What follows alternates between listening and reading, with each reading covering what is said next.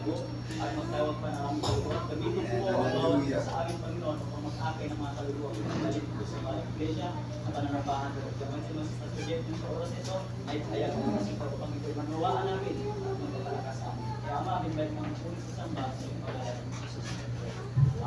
Amen. Amen. Amen. Hallelujah. Purihin ang Panginoon. Palakpakan natin minsan pa ang Diyos mga kapatid. Hallelujah.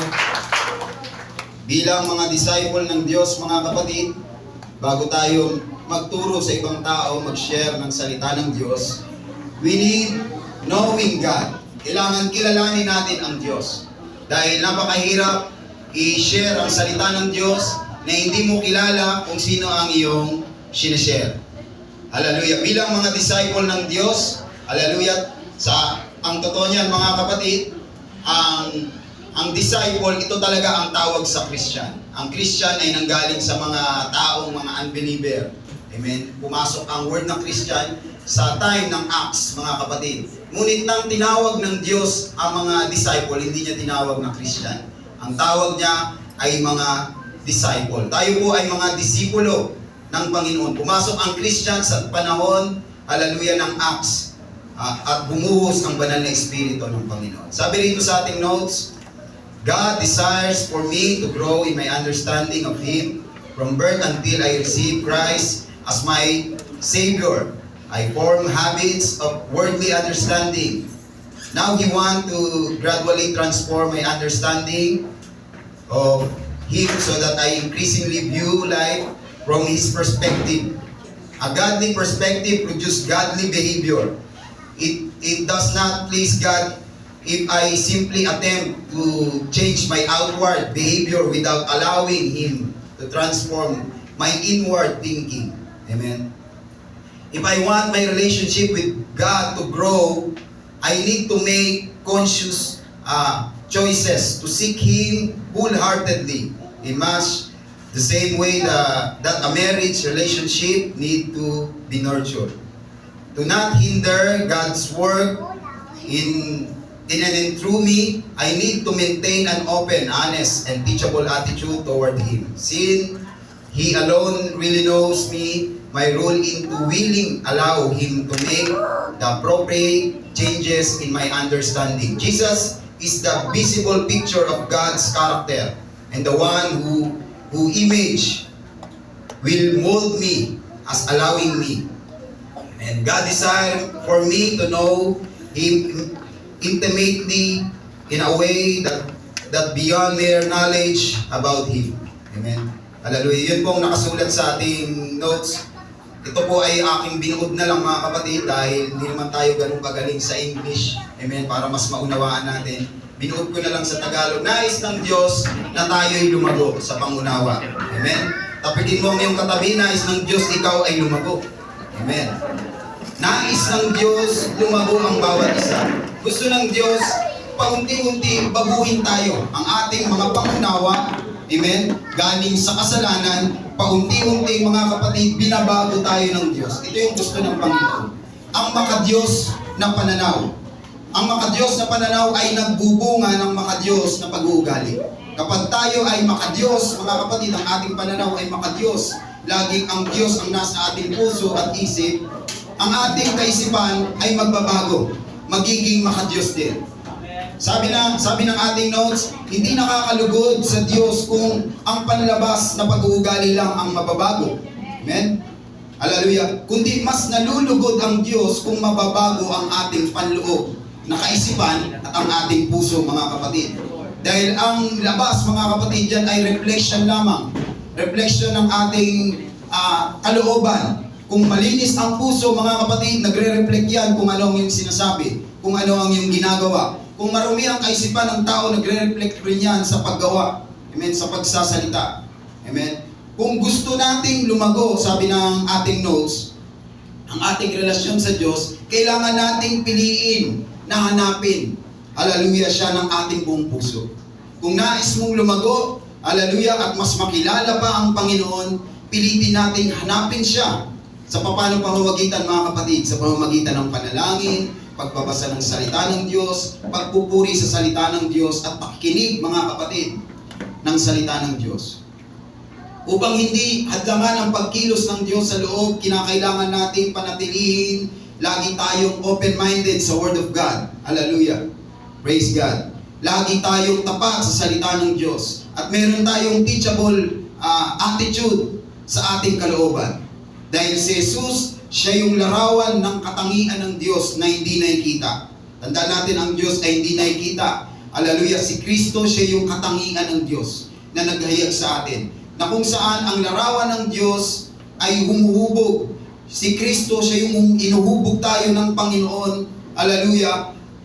Hallelujah. Paunti-unti upang maging kagaya tayo ng Panginoon na ayon sa kalooban ng Diyos, mga kapatid. Nais ng Diyos na makilala pa natin siya ng lubusan.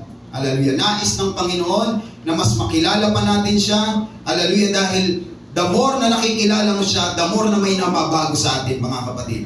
The more na hindi natin siya nakikita, nakikilala, mga kapatid, walang mababago sa tao. Dahil once na nakaka-encounter ang tao sa Diyos, mga kapatid, may nababago sa tao. Amen. Hallelujah. Kapag ang kaisipan ng tao ay maka-Diyos, natural lumalabas ang pagka-Diyos, mga kapatid, sa tao. Hallelujah. At paunti-unti nababago ang kaisipan ng tao. Dahil ang Diyos ay hindi tumitingin sa panlabas. Ang Diyos ay tumitingin sa ating puso, mga kapatid. Sabi ng 1 Samuel chapter 16 verse 7, ngunit sinabi ng Panginoon kay Samuel, huwag mong tingnan ang kanyang mukha o ang taas ng kanyang kataasan, sapagkat aking itinakwil siya, sapagkat hindi tumitingin ang Panginoon na gaya ng paningin ng tao. Amen. Tayo, mga kapatid, madalas tayo tumitingin sa panlabas na anyo. Amen. Likas sa isang tao yan, mga kapatid. Halos lahat ng tao ganyan. Tumitingin sa panlabas na anyo, kung siya ba ay matangkad, kung siya ba ay maganda ang pangangatawan, kung siya ba ay merong tinapos, mga kapatid. Ganyan ang tao. Sabi ng Bible, yan din ang sinabi ng Bible. Ang tao ay tumitingin sa panlabas na anyo. Sapagkat ang tao ay tumitingin sa mukha, sa panlabas ng anyo ng tao, ngunit ang Panginoon ay tumitingin sa puso ng tao. Amen. Yung paningin ng tao at paningin ng Diyos ay hindi pareho, mga kapatid. Kapag tinignan natin ang puso ng tao, hindi natin makikita yan, mga kapatid. Hallelujah. Ang makikita natin dyan, yung reflection kung ano yung nasa loob ng puso ng tao. Kung siya ba'y galit, makikita mo siya kung siya'y galit. Kung siya'y masaya, hallelujah, kung ang puso niya'y masaya, nagre-reflect din yan, mga kapatid, kung siya'y masaya. Amen? Kung siya'y nagsishare ng Word of God, maaari ang puso ng tao na yung puno ng salita ng Diyos. Amen? Nagre-reflect yan. Hallelujah. Kung ang isang tao ay hindi napupunuan ng Word of God, mga kapatid, hallelujah, kailangan punuan ng salita ng Diyos. Amen? Dahil pagkapuno ang Word of God sa iyong puso at nag-aapoy ito, hindi mo mapipigilang i-share ang salita ng Panginoon. Lahat tayo ay maaaring gamitin ng Diyos. Bawat isa sa atin pwedeng gamitin ng Diyos. Hallelujah. Hindi nakatingin ang Diyos sa panlabas natin o sa talino natin o kung ano ang naabot natin sa buhay, mga kapatid. Ang Diyos ay nakatingin kung ano ang conviction ng ating puso, kung nais ba nating magpagamit sa Kanya. Nais ba nating i-share ang Kanyang salita. Doon siya nakatingin. Amen? Hallelujah. Yung una, mga kapatid, my attitude. God desire for me to grow. Ang Diyos, nais niya tayong lumago sa pangunawa. Nais ng Panginoon na lumago ang ating pangunawa at makilala natin siya ng gusto. At makilala ang kanyang puso, mga kapatid, ang plano ng Diyos. Sabi ng Jeremiah chapter 9, verse 23, ang sabi ng Diyos, huwag ipagmayabang ng matalino ang kanyang karunungan o ng malakas ang lakas ng kanyang taglay. Ni ng mayaman ang kanyang kayamanan. Sabi ng Bible, huwag ipagmayabang ng isang tao ang kanyang talino o ang kanyang karunungan o ang kanyang lakas. Hallelujah, ang kanyang kayamanan. Sabi ng verse 24, ito ang ating ipagmalaki. Hallelujah. Kung may nais mang magmalaki, ang ipagmalaki niya'y ang makilala pagkaunawa sa akin. Ang ating ipagmalaki sa ating buhay, mga kapatid, ay yung makilala natin siya. Amen? Hallelujah. Lahat ba nakakilala sa Panginoon? Amen. Ang Diyos ay iisa lang, hindi tatlo, mga kapatid. Hallelujah. Na walang iba si Jesus Christ. Hallelujah. Ang ipagmalaki natin yung makilala siya at mapag-unawa ang Panginoon. Ang makilala ang Panginoon at maunawaan ang Diyos. Sapagkat ang aking pag-ibig ay hindi nagbabago. Hallelujah. Pag hindi mo naunawaan ang pag-ibig ng Diyos, hallelujah, ang buhay ng tayo magiging conflict, mga kapatid. Marami kang question sa buhay. Dahil ang pag-ibig ng Diyos ay hindi lang patungkol sa magandang buhay. Amen? Ang pag-ibig ng Diyos ay hindi lang patungkol sa kayamanan, pagiginawain ng iyong buhay. Ang pag-ibig ng Diyos ay dumadaan din sa trials. Dahil yan ang totoong pag-ibig, na kahit nandun ka sa trials, nandun ka sa pagsubok, hindi ka iniiwan ng Panginoon. Yan yung totoong pag-ibig na inihahayag sa atin ng Diyos. Hallelujah. Katarungan at matuwid ang mga ginawa kong ito, ang mga bagay na nais ko, ako ang Panginoon na nagsasabi. At sabi ng John chapter 17 verse 3, at ito ang buhay na walang hanggan, na ikaw ay makilala nila na iisang Diyos na tunay. Hallelujah. Ang buhay na walang hanggan, mga kapatid, hindi lang ito pumapatungkol sa resurrection, mga kapatid. Sabi ng Bible, ito rin ay pumapatungkol sa pagkilala mo sa iisang tunay na Diyos. Amen. Hallelujah. Ang buhay na walang hanggan, yung makilala, sabi ng John chapter 17 verse 3, ang makilala nila na iisang tunay na Diyos, na siyang iyong sinugo sa makatuwid bagay sa Jesucristo. Amen. Hallelujah. Madalas natin mababasa sa John na may word na sinugo. Amen. Hallelujah. Sino nalilito dyan, mga kapatid, yung word na sinugo, na para bagang si Kristo ay sinugo at mayroong Diyos sa kalangitan na sinugo si Kristo. Amen. Hallelujah. May mga nalilito ba dyan, mga kapatid? Pag nabasa natin ang word na sinugo, amen, sinend, hallelujah, pinadala, hindi ibig sabihin na ang Diyos ay dalawa na. Hallelujah. Ang ibig sabihin ng sinugo dyan, mga kapatid, yung katawan. Hallelujah. Dahil ang Diyos ay spirit, walang laman, walang buto. Hallelujah. Ang sinugo niya, mga kapatid, yung flesh. Kaya nga tinawag na Kristo, meaning Christos sa Greek word, ibig sabihin, piniling laman, the anointed body. Ang sinugo niya dyan, mga kapatid, yung katawan. Dahil kung ang Diyos, pagka Diyos niya ay bababa rito at ililigtas tayo, wala siyang dugo. Immortal siya, hindi siya mamamatay, mga kapatid. Kailangan tayo'y matubos sa pamamagitan ng dugo. Kailangan merong mamatay para sa atin. Para siya ay mamatay, kinakailangan isugo niya yung flesh, mga kapatid, yung katawan. Hallelujah. Kaya kapag nababasa natin ang word na sinugo sa Biblia, ito ay pumapatungkol sa anak or sa katawan ng Panginoon na iaalay sa atin, mga kapatid. Hallelujah. Kaya ang buhay na walang hanggan ay makilala ang iisang tunay na Diyos na walang iba ang ating Panginoong Hesus.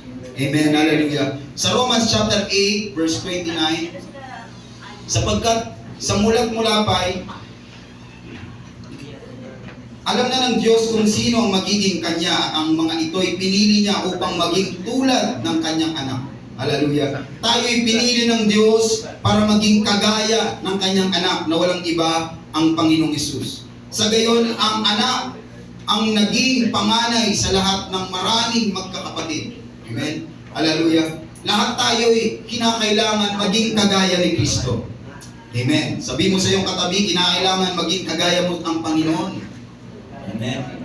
Hallelujah. Yan ang sinabi ng Bible, mga kapatid. Sa Romans chapter 8 verse 27, at ang Diyos na siyang nagsasaliksik sa puso ng tao, ang siyang nakakaalam kung ano ang kalooban ng Espiritu.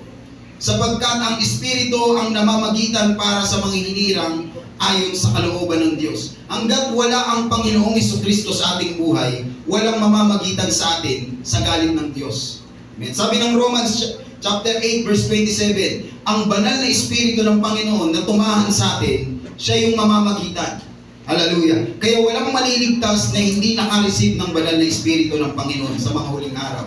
Dahil siya yung mamamagitan sa iyo. Kailangan yung kalwalatian, yung katwiran ng Panginoon ay manahan sa atin. Dahil siya lang ang perfect. Hindi tayo perfect, mga kapatid.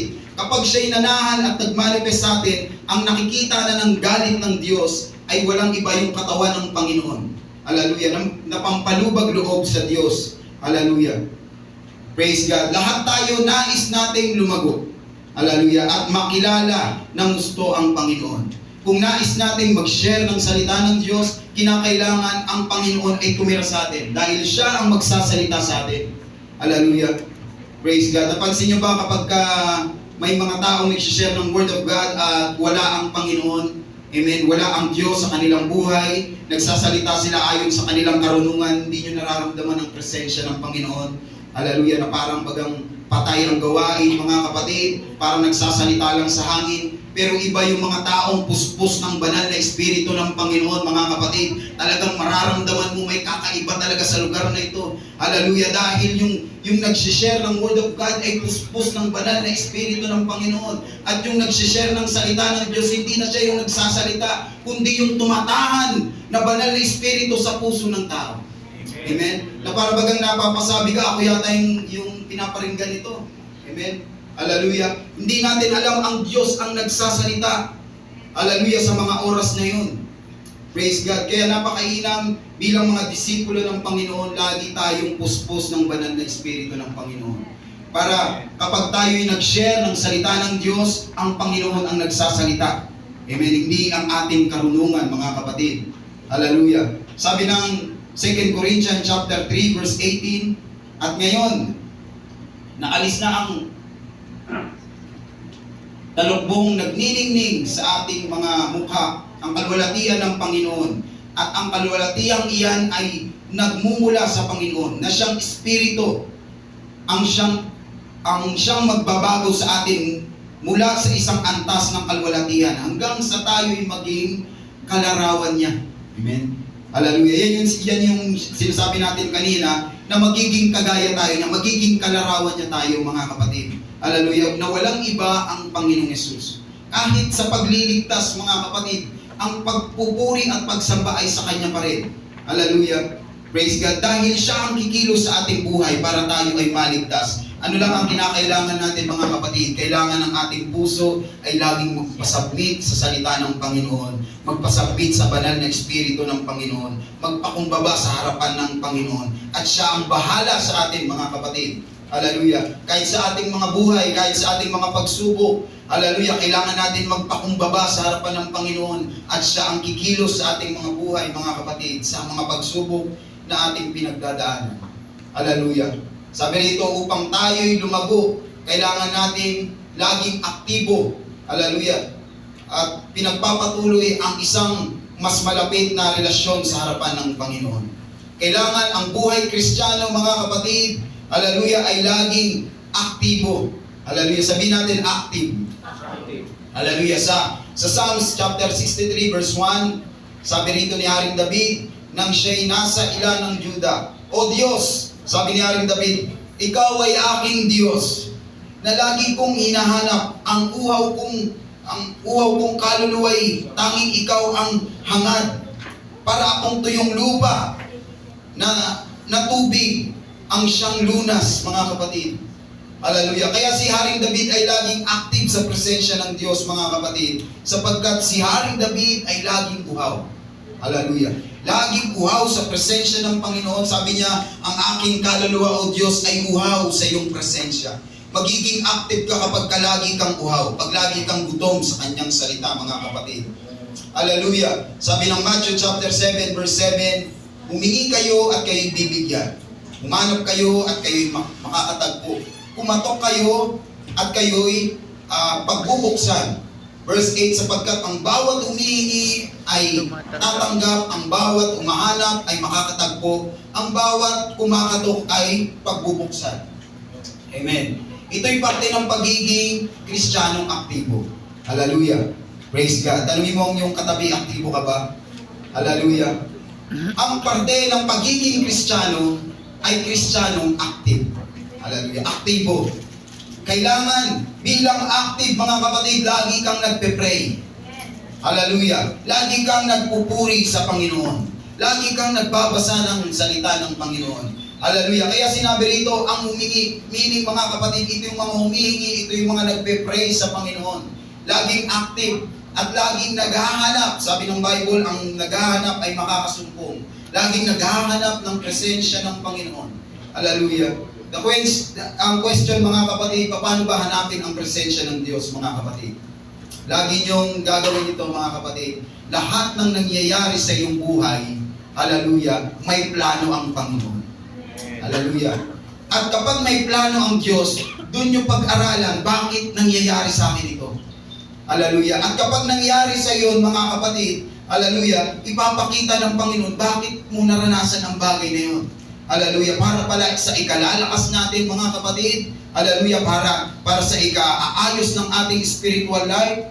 Amen. Ganun maghanap sa presensya ng Diyos. Kung minsan nahanapin mo, bakit kaya nangyayari ito? Babasa ka ng Bible. Hallelujah. At kung minsan pagbasa mo ng Biblia, tumutugma kung ano yung nararanasan mo sa buhay.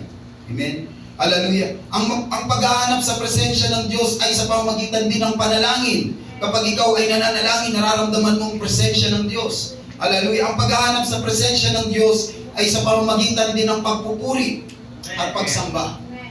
Hallelujah. At pagbabasa ng salita ng Diyos. Sabi ng Bible, pag hinanap natin siya, hallelujah, tayo'y makakasumpong sa Kanya. At kapag tayo'y kumatok, hallelujah, tayo'y pagbubuksan. Hallelujah. At pag tayo humingi, makakatanggap tayo, mga kapatid. Yan ay parte ng Kristiyanong active, mga kapatid. Hallelujah. Number 2, God's Word, mga kapatid. Ang salita ng Diyos. Ang katotohanan, mga kapatid, hallelujah, ay hindi nagmumula sa kaninumang tao. Hallelujah. Ang katotohanan ay hindi nagmumula sa ating mga kapitbahay. Hallelujah. Hindi yan nagmumula sa kung kani-kanino, mga kapatid. Ang katotohanan ay nanggagaling lamang sa salita ng Panginoon. Hallelujah. Ang katotohanan ay nanggagaling sa Diyos. Hallelujah. At ang katotohanan ay ang salita ng Panginoon. Kaya kinakailangan nating kilalanin ang katotohanan. At ang katotohanan ay matatagpuan natin sa salita ng Panginoon. Hallelujah. Praise God. Isa sa paraan ng Diyos upang tayo'y lumago at magpakilala siya sa atin, mga kapatid. Isa sa paraan niya, mga kapatid, ay ang salita niya. Hallelujah. Ang Biblia, mga kapatid. Hallelujah. Naalala ko yung post ni Sister Hope, mga kapatid. Hallelujah. Na yung DepEd, hallelujah, nais yung nag-post nito. Sabi rito, kung ang DepEd daw ay i-add, isasama ang Biblia sa subject, mga kapatid. Hallelujah. Kung ito ay isasama sa subject sa mga school. Hallelujah. Sabi ng nag-post, ang Philippines ay magta-transform. Hallelujah. Naniniwala ba kayo doon, mga kapatid? Amen. Ang bata, kapag tinaniman mo ng salita ng Diyos, mababago at mababago yan. Amen. Hallelujah. Kaya maraming mga batang lumalaki at napapariwara ang buhay, mga kapatid, dahil hindi kilala ang salita ng Diyos. Walang alam sa Word of God, mga kapatid. Hallelujah. Isa na ako doon, mga kapatid. Dahil wala akong alam sa Biblia, napunta ako sa ganung buhay, nasira ang buhay ko, mga kapatid. Ngunit salamat sa salita ng Diyos, mga kapatid, na mayroong nangaral. Amen. Mayroong nag-share ng salita ng Diyos. At dahil sa pag-share niya ng salita ng Diyos, mga kapatid, hindi naman agad-agad babaguhin ka, pero paunti-unti babaguhin ka ng Panginoon. Bakit? Sabi ng Bible sa 2 Timothy chapter 3 verse 16, ang lahat ng kasulatan ay kinasihan ng Diyos. Hallelujah. At magagamit sa pagtuturo Scripture ng is given katotohanan, inspiration of God. sa pagtatama sa maling katuruan, Reproof, sa pagtutuwid sa libong gawain, to at sa instruction, pagsasanay para sa matuwid na pamumuhay. righteousness. Ang salita ng Diyos ay kinasihan. Ibig sabihin ng kinasihan dyan, mga kapatid, hallelujah, God breath, hiningahan ng Diyos. Yung mga nagsulat nito, mga kapatid, in-inspired sila ng Panginoon. Hallelujah. At habang sila hiningahan ng Diyos, mga kapatid, para bagang ang Diyos ang nagsusulat gamit yung kanilang kamay. Na-experience nyo na ba yun, mga kapatid? Inspired kayo, mga kapatid, hallelujah, at nagsusulat kayo kung ano yung naiisip nyo, sinusulat nyo, hallelujah. Ang Diyos, habang nagsusulat si Pablo, ini-inspired siya ng Panginoon, hinihingahan siya ng Diyos, na para bagang ang Diyos ang nagsasalita, hallelujah, sa Kanya, hallelujah, habang sinusulat. Isa nga sa tanong ko dati kay Pastor Rani, mga kapatid, hallelujah, bakit hindi na lang ang Diyos ang magsulat? Amen. Bakit hindi na lang ang Diyos ang kumausap sa tao, personal, para maligtas ang tao? Bakit ginagamit niya pa ang tao? Amen. Isa yun sa tanong ko, hallelujah, napakaganda ng sagot no ni Pastor Rani. Alam niyo, pagka ang Diyos ang kumausap sa tao, mamamatay ang tao. Amen. Hindi maiintindihan ng tao. Bakit? Nung sa Mount Sinai, narinig ng mga kasamahan ni Moises, yung tinig ng Diyos, ang describe nila kung ano yung tinig ng Diyos, alam niyo kung ano, pag binasa niyo ang Exodus, parang kulog, parang kidlat. Maunawaan mo ba ang Diyos kung gano'n? Amen? At matatakot ka. So kaya nga sabi ng mga tao doon, Moises, ikaw na naman ipag-usap doon. Dahil yung tinig ng Diyos ay parang kulog at kidlat. Kapag ang Diyos ang nagsalita sa bawat isa sa atin, hindi natin maunawaan, matatakot tayo o baka mamatay tayo mga kapatid. Kaya ang Diyos gumagamit ng tao. Ang ginagawa ng Diyos, hinihingahan niya ang tao para magkaunawaan. Amen? Sometimes ang aso nagkakaunawaan, aso sa aso. Amen? Manok sa manok. Amen? Pag tumilaok yung manok, nagkakaunawaan. Kaya ang Diyos gumagamit ng tao para mas maunawaan mo yung kapwa-tao. Dahil siya'y makapangyarihan sa lahat. Pag siya'y nagsalita, mga kapatid, di natin maintindihan yung salita ng Diyos. Baka matakot pa tayo o baka mamatay tayo. Kaya ang ginagawa ng Diyos, kinakasihan niya yung mga alagad niya, mga kapatid. Yung 12 disciples, kasama si Pablo, mga kapatid. Hinihingahan niya, ini-inspire niya para isulat ang kanyang gusto. Hallelujah. Ang Diyos, gagamitin ka. Amen? Gagamitin ka ng Panginoon. Ang bawat isa sa atin, gagamitin ka ng Panginoon. Hindi siya gagamit ng iba, mga kapatid, para iligtas ang ating pamilya. Ikaw mismo ang gagamitin ng Panginoon. Amen. Hallelujah. Sa John chapter 17, verse 17, sabi rito, pakabanalin mo sila ng katotohanan. Ang salita mo'y katotohanan. Amen. Ang salita ng Diyos ay katotohanan. Ito ang nagpapabanal sa atin. Bukod sa banal na Espiritu na nagbibigay pagkabanal sa atin, mga kapatid, ang salita ng Diyos, the more na napapakinggan mo ang salita ng Diyos, the more na pinababanal ka ng Panginoon. Amen. Hallelujah. Kung meron mang tayong dapat ilagay sa ating puso at isip, mga kapatid, hallelujah, ang dapat natin ilagay sa ating puso, mga kapatid, walang iba yung salita ng Panginoon. Hallelujah. Sapagkat sabi ng awit 119 verse 89, magpakailanman o Panginoon, ang salita mo'y naitatag sa langit. Hallelujah. Ang salita ng Diyos ay naitatag na sa kalangitan bago pa tayo isilang, mga kapatid. Hallelujah. Naitatag na, nakaplano na ang salita ng Panginoon at ito'y binaba sa lupa para sa mga tao. Amen. Sa Matthew chapter 24 verse 35, ang langit at ang lupa'y lilipas, datapwat ang aking salita ay hindi lilipas. Kaya kung meron ka mang dapat ipagkaloob sa iyong anak, sa iyong kapitbahay, sa iyong mahal sa buhay, walang iba yung salita ng Diyos. Dahil ang kayamanan, mawawala, masisira, mga kapatid. Ang niregalo mong bagay, hindi masamang magregalo, mga kapatid, pero mas maganda regaluhan mo siya ng pag-share ng salita ng Panginoon. Sa pamamagitan ng pag-share ng salita ng Panginoon sa Kanya. Dahil yung Word of God na share mo, hallelujah, hindi ito mawawalan ng kabuluhan, mga kapatid. Hanggang sa kamatayan ng tao, dala-dala niya yung salita ng Diyos. Ngunit yung niregalo natin isang bagay, hallelujah, galing dito sa mundo, mabubulok, masisira, mawawala. Ngunit yung salita na isinare mo sa isang tao, hindi niya makakalimutan yung, mga kapatid. Hanggang sa kanyang paglaki, hanggang sa kanyang pagtanda, hanggang tumuwid ang kanyang mga paa. Yung salita ng Word, yung Word of God na isinare mo sa isang tao, hindi yun mawawala sa isip at puso ng tao, mga kapatid. Dahil sabi ng Bible, lilipas ang lahat ng bagay, mawawala ang lahat ng bagay. Ngunit yung kanyang salita ay hindi mawawala, hindi lilipas. Amen. Hallelujah. Ang salita ng Diyos ay dapat maging kasing halaga ng pagkain natin. Hallelujah. Kung paano tayo kumakain araw-araw, napakahalaga na kumain, mga kapatid. Hallelujah. Sino nagugutom dito? Amen. Lahat naman tayo nag-almusal, mga kapatid. Praise God. Hallelujah. Gaya sa ating buhay, physical, kinakailangan tayo kumain para tayo lumakas. Amen. Kinakailangan ang ating kinakain ay mga masusustansya. Ganon din ang ating spiritual life. Kinakailangan din nating kumain ng salita ng Diyos. Alam niyo, mga kapatid, hanggat ang tao hindi nakakapakinig ng salita ng Diyos, sabi ng Bible, siya'y patay sa mata ng Diyos. Bagamat siya'y buhay, sa mata ng Diyos, siya'y patay.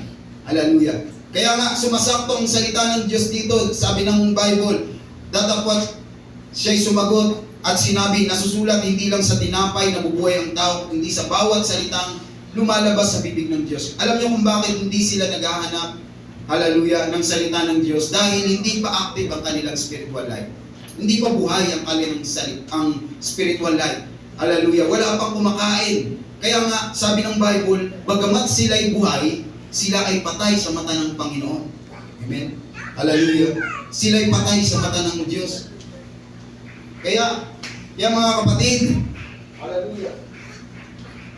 Kapag siya'y sinisiran mo ng salita ng Diyos, yung mahal mo sa buhay, kapag sinisiran mo ng salita ng Diyos, paunti-unti habang siya'y nakakapakinig ng salita ng Diyos, paunti-unti, hindi mo lang nakikita, pero paunti-unti nabubuhay yung kanyang spiritual life. Amen? At pag ito'y nabuhay, mga kapatid, isang araw, kagaya mo na rin siya, hahanapin mo na ang salita ng Diyos. Hallelujah. Kagaya mo na rin siya, na kapag hindi ka nakakapakinig ng salita ng Diyos, hallelujah, hinang-hina ka, na parang hindi kumpleto ang iyong araw. Sino na-experience niyan? Amen? Sino ba nakaka-experience niyan, mga kapatid? Pag hindi ka nakakapakinig ng salita ng Diyos, parang hinang-hina ka, hallelujah, parang depressed ka, mga kapatid. Isang linggo lang na hindi ka makapakinig ng Word of God, mga kapatid, parang hinang-hina ang iyong spiritual life. Hallelujah. Indication niya na gutom ang iyong spiritual life, mga kapatid. Naghahanap yung spiritual life mo ng pagkain. Hallelujah. Na walang iba ang salita ng Panginoon. Kaya nga sa tuwing nakakapakinig tayo ng salita ng Diyos, lumalakas tayo. Hallelujah. Muli tayong lumalakas. Amen. Bumabalik yung ating kasiglahan. Dahil nakakakain na muli. Di ba ang ating katawan pag hindi nakakain, nangihina, nanglulupay-pay. Ganon din ang ating spiritual life, mga kapatid. Hallelujah. Ang pagsasaulo at pagbubulay-bulay sa ating kalooban, sa ating puso ng salita ng Diyos, ito'y tumutulong sa paglago. Tayo'y mga disipulo ng Diyos. Hallelujah. Tayo'y mga disciple ng Diyos na isang araw ikaw ay magtuturo. Hallelujah. Para tayo'y lumago sa kaalaman, para tayo'y lumago sa ating spiritual life, kinakailangan pagbulay-bulayan natin ang salita ng Diyos. Kailangan isaulo natin ang salita ng Diyos. Amen. Kaya nga sa Bible School, hallelujah, kung makita nyo lang kami ron, habang kami nagtatabas ng damong iingay namin, kala mo may kaaway, mga kapatid, hallelujah, kaharap ang damo, nagpipreach, hallelujah, binubulay-bulay ang salita ng Panginoon. Alam nyo, ang ibig sabihin ng binubulay sa salita ng Diyos, hindi kagaya sa interpretasyon natin, na kapag binubulay-bulay, iniisip-isip mo lang, hindi ka nagbibigkas. Ang word na binubulay-bulay sa Biblia, mga kapatid, sinisigaw yan, hallelujah, pinipreach yan. Hallelujah. Binabanggit yan, mga kapatid. Amen. Kaya pag nagbasa ng salita ng Diyos, kailangan naririnig mo. Hindi lang sa isip, kailangan basahin. May tinig, mga kapatid. Hallelujah. Kaya nga kahit nagpa-practice lang kami ng preaching sa Bible School, hallelujah, kahit kami napupuspos kami, kahit nag-preach ka lang, ikaw lang mag-isa, wala naman tao. Hallelujah. Para kang baliw, nangangaral ka, walang tao, pero napupuspos ka, mga kapatid. Try nyo yun. Amen. Gawa kayong outline, mag-preach kayo, kayo lang. Amen. Mapupuspos kayo, mararamdaman niyo yung presensya ng Diyos. Bakit? Binubulay mo ang Word of God. Hallelujah. Ito'y tumutulong sa atin para lumago. Sabi ng Awit, chapter 1, verse 2, sa halip, kasiyahan niya'y sumunod sa kautusan ng Diyos. Binubulay-bulay niya ito araw at gabi. Hallelujah. Ano mangyayari pag binubulay-bulay natin ang Word of God, mga kapatid? Sabi sa verse 3, katulad niya'y punong kahoy sa tabi ng batis. Laging sariwa ang dahon at nagbubunga sa takdang panahon. Ano man ang kanyang gawin, siya'y magtatagumpay. Hallelujah. Ang taong nagbubulay-bulay, sabi ng Biblia, ng salita ng Diyos araw at gabi, ay kahalintulad mo ang punong kahoy na naitabi sa tabi ng batis. Hallelujah. At ang punong kahoy na naitabi sa tabi ng batis, lahat ng mga puno tuyo na. Pero yung punong nasa tabi ng batis, hindi matutuyo. Bakit? Nakakakuha siya ng nutrient, ng tubig, dahil sa tabi siya ng batis. Ganun ang taong nagbubulay-bulay ng salita ng Diyos. The more na nagbubulay-bulay ka, binabanggit mo yung mga pangako ng Diyos. Hallelujah. Binabasa mo ang salita ng Diyos. Hallelujah. The more na binabanggit mo yan, binubulay mo araw at gabi. Yung mga pagsubok, mga kapatid, yung mga trials, nawawala, lumalakas ka, mga kapatid. Hallelujah. Para kang punong kahoy na imbis na bumagsak ka sa gitna ng pagsubok, mas lalo ka pang lumalakas. Bakit? Binubulay natin araw at gabi ang kanyang salita, mga kapatid. Hallelujah. Praise God. Ang oras natin ay napakabilis, mga kapatid. Amen. Ikakat ko na ito ng konti. Hallelujah. Dito na tayo sa pananalangin, pakikipag-usap sa Diyos. Hallelujah. pagkilala sa Diyos. At bilang disipulo ng Diyos, kinakailangan una kilalanin natin ang Diyos sa papanong pamamagitan, sa pamamagitan din ng panalangin, pakikipag-usap sa Diyos. Sa pakikipag-usap natin sa Diyos, hallelujah, mas nakikilala natin siya. Diba yung mga, hallelujah, mga magkasintahan, the more na silang nag-uusap, the more na nagkakakilala sila. Amen? Kapag walang usap mga kapatid, hindi kayo magkakakilanlan. Ganun din sa Diyos. Hindi mo makikilala ang Diyos kung hindi mo siya kakausapin. Amen? Hallelujah. Hindi kayo magkakakilanlan. Maaaring kilala ka ng Diyos, pero yung Diyos di mo makikilala hanggang di mo siya kinakausap. Kinakailangan mag-pray, manalangin, magbasa ng salita ng Diyos. Hallelujah. Sa pakikipag-usap natin sa Diyos, mas lalo natin siyang nakikilala. Naalala niyo si Moises? Hallelujah. Si Moises, nagsimulang makipag-usap sa Diyos, mas nakilala niya ang Diyos. Amen? Nakilala niya ang Diyos, hallelujah, at nagpakilala ang Diyos sa buhay ni Moises. Sa Exodus chapter 3, verse 1. Amen. Malapit na akong magtapos mga kapatid. Exodus chapter 3, verse 1. Samantalang habang nagpapastol si Moises ng kawan ng biyanan ni Jethro sa napari sa Midia, itinawid niya ang kawan sa gawing kanluran ng disyerto at nakarating siya sa Sinai, ang bundok ng Diyos. Sa verse 2, doon ang anghel ng Diyos ay nagpakita sa kanya parang apoy. Ito yung fig tree mga kapatid, burning bush mga kapatid. Hallelujah. Nagmumula sa gitna ng isang mababang punong kahoy. Mababa ang punong kahoy na nag-aapoy. Kitang-kita ni Moises na nagliliyab ang punong kahoy, ngunit hindi nasusunog. Kaya sinabi niya sa kanyang sarili, nakakapagtaka naman ito. Titignan ko ngang mabuti kung bakit hindi yun natutupok gayong nagliliyab. Nagtataka si Moises mga kapatid. Nang malapit na si Moises, sabi sa verse 4, tinawag siya ng Diyos. Buhat sa nagliliyab na punong kahoy. Sabi ng Diyos, Moises, Moises. Sabi ni Moises, ano po yun, Panginoon? At sa verse 5, sabi ng Panginoon, huwag kang lumapit. Ubarin mo ang iyong sandalyas sapagkat banal na lugar ang kinatatayuan mo. Ako ang Diyos na sinasamba ng iyong mga ninuno, ang Diyos ni Abraham, ni Isaac at ni Jacob. Tinakpan ni Moises ang kanyang mukha sapagkat natakot siyang tumingin sa Diyos mga kapatid. Pansinin natin mga kapatid sa buhay ni Moises, bago ilib ni Moises ang bansang Israel mula sa pagkaalipin sa Egypt mga kapatid, nagkaroon siya ng encounter sa Diyos sa pamamagitan ng burning bush. Hallelujah, nag-aapoy. Hallelujah, na punong maliit, burning bush. Ang burning bush ay nagre-represent mga kapatid sa kapangyarihan ng Diyos. Miraculous energy, sacred light, hallelujah, illumination, and burning heart. Hallelujah. Ang burning bush ay kapangyarihan ng Diyos. Ito'y kumakatawan sa himalang kapangyarihan ng Panginoon.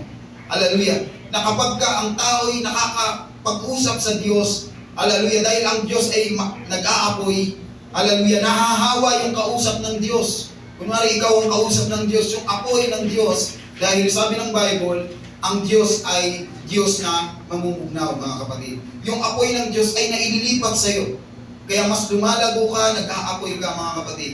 At ang burning bush sa panahon natin ngayon mga kapatid, walang iba si Jesus Christ. Yung burning bush, walang iba si Jesus Christ. Sabi ng Matthew chapter 3, verse 11, sabi rito ni Juan, katotohanan ay binabautismo ko kayo sa tubig sa pagsisisi. Datapwat dumarating sa hulihan ko, hallelujah, ay lalong makapangyarihan sa akin na hindi ako karapat-dapat magdala ng kanyang panyabak. Siya ang sa inyo'y magbabautismo sa Espiritu Santo at sa apoy. Ang burning bush sa panahon natin ngayon, mga kapatid, walang iba ang ating Panginoong Jesucristo. Kapag siya'y tumaan sa atin, mga kapatid, mag-aapoy din tayo. Kaya kung nais nating ilid ang ating pamilya, nais nating iligtas, hallelujah, ang ating kaibigan, hallelujah, gaya ni Moises, kung paano niyang na-encounter ang burning bush sa Mount Sinai, na walang iba ang Panginoong Diyos. Kailangan din natin personal ma-encounter, hallelujah, ang burning bush na walang iba si Jesus Christ. Hallelujah. Kinakailangan din tayong mapuspos ng banal na Espiritu ng Panginoon. Hallelujah. Kailangan tayo'y puspos ng Holy Ghost na walang iba ang apoy ng Diyos.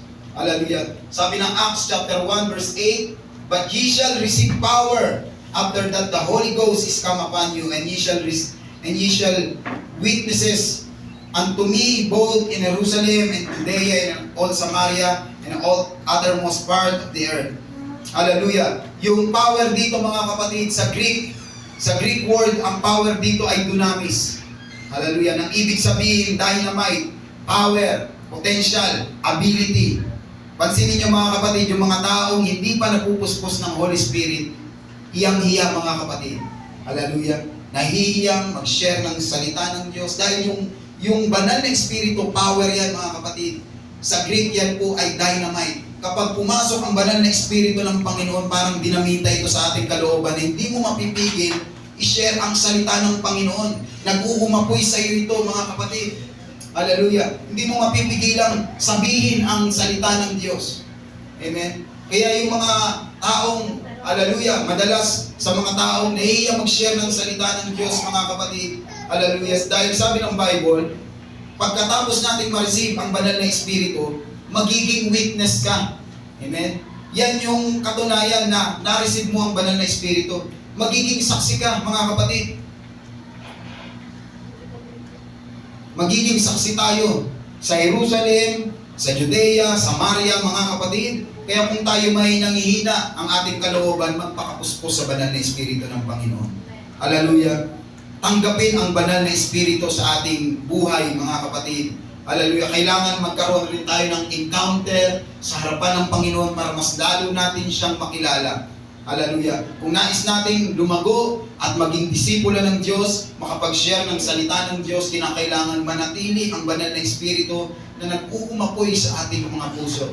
Gaya nga ng na-share ni Sister Hope, kailangan ang apoy ay hindi mamatay sa ating mga puso, mga kapatid. Hallelujah. The more na nag-aapoy ang salita ng Diyos, ang banal na Espiritu sa ating buhay, mga kapatid, hindi mo mapipigilang i-share ang salita ng Panginoon. Praise God. Hallelujah. Ang pag-share ng salita ng Diyos, hindi lang ito patungkol sa kaalaman mo sa Biblia. Hallelujah. I-share mo lang kung paano kumilos ang Diyos sa iyong buhay. Magpatotoo ka lang sa iyong mahal sa buhay. Kung paano ka binago ng Diyos, babaguhin din sila ng Panginoon. Dahil yan yung resulta ng banal na Espiritu. Magiging witness ka. Magiging saksi ka. Hallelujah. Pag na-receive mo ang banal na Espiritu ng Panginoon. Amen. Palakpakan natin ang Panginoon. Praise God. Hallelujah. Nawa ay meron po tayong natutunan mga kapatid. Hallelujah. At darako tayo sa pagbibigay mga kapatid, offering para sa discipleship natin mga kapatid. Praise